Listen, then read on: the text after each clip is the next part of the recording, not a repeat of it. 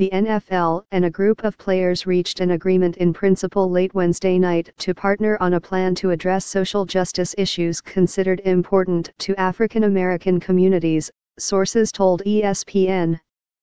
The unprecedented agreement calls for the league to contribute $89 million over 7 years to projects dealing with criminal justice reform, law enforcement/community relations, and education.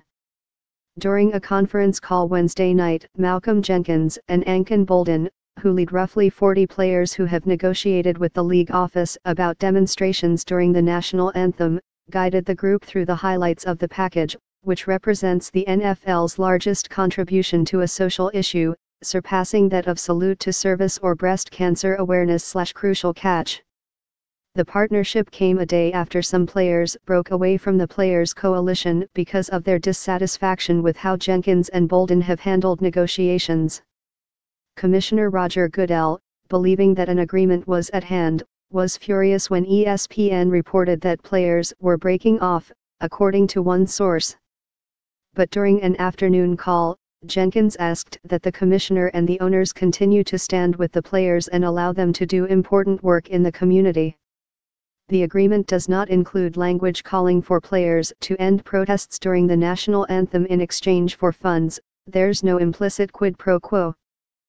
But the NFL hopes this effort will effectively end the peaceful yet controversial movement that former San Francisco 49ers quarterback Colin Kaepernick started in 2016, when he refused to stand for the anthem. Under the league's proposal, the $89 million has been earmarked over a 7-year period for both national and local projects. On the national level, owners this year will allocate $5 million, with their commitment growing annually and maxing out at $12 million per year from 2021 through 2023. At the local level, owners would put up to $150,000 annually and expect players to match that amount, totaling $500,000 for each team. Players and owners can exceed that amount if they choose, with no matching requirement. In addition, there would be other fundraising opportunities, including telethons and auctions of jerseys worn in games.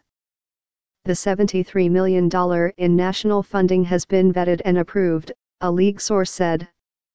However, the owners must vote on the matching funds component on the local level and will do so at their March meetings.